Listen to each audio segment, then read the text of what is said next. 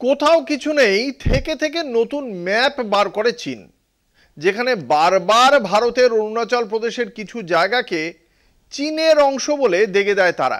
এই ঘটনা ঘটেছে আবার রবিবার চীনের কমিউনিস্ট সরকারের তরফে এক বিজ্ঞপ্তিতে অরুণাচলের 27টি গ্রামকে তাদের মানচিত্রের অন্তর্ভুক্ত করে নতুন নামকরণ করা হয়েছে।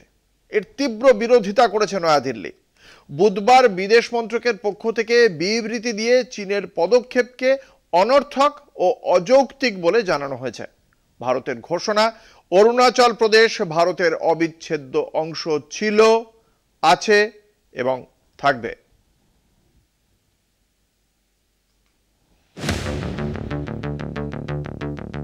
অরুণাচল প্রদেশ নিয়ে ভারত ও চীনের মধ্যে সীমানা বিরোধ দীর্ঘদিন ধরে সংঘাতের উৎস হয়ে দাঁড়িয়েছে। বেজিং এর দাবি, ঐতিহাসিকভাবে তিব্বতের একটি অন্যতম অংশ অরুণাচল প্রদেশ। অন্যদিকে নয়াদিল্লি স্বাধীনতা এবং তার পরবর্তী সময় থেকে অরুণাচলকে ভারতের অবিচ্ছেদ্য অংশ হিসেবে শাসন করে আসছে। কিন্তু তা সত্ত্বেও বারবার অরুণাচলের বেশ কয়েকটি স্থানের নাম পরিবর্তন করে মানচিত্র প্রকাশ করে বেজিং।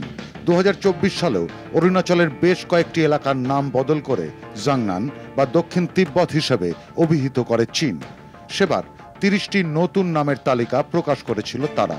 তাতে 12টি পাহাড়, 4টি নদী, একটি হ্রদ, একটি গিরিখাত এবং 11টি গ্রাম ও একটি জমিকে নিজেদের বলে দাবি করেছিল চীন। ভারত তা স্পষ্টভাবে প্রত্যাখ্যান করেছিল। এবার নতুন উৎপাত শুরু গত রবিবার।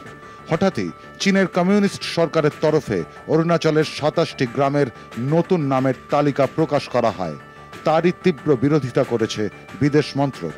বিদেশ মন্ত্রকের মুখপাত্র রণবীর জয়সওয়াল বলেছেন, চীন বারবার ভারতের রাজ্য অরুণাচল প্রদেশের বিভিন্ন এলাকার নিজস্ব নামকরণের অযৌক্তিক চেষ্টা চালিয়ে যাচ্ছে।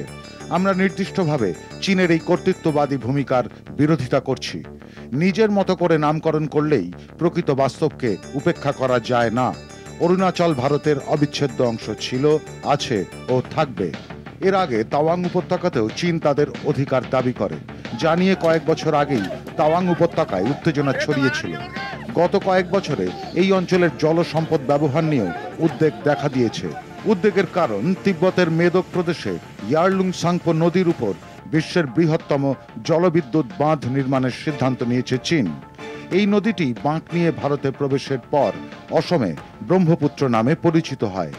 এই নদীর উপর বাঁধ তৈরি হলে ব্রহ্মপুত্রের জলের পরিমাণ সুনির্দিষ্ট থাকবে না, তা নিয়ন্ত্রণ করবে চীন।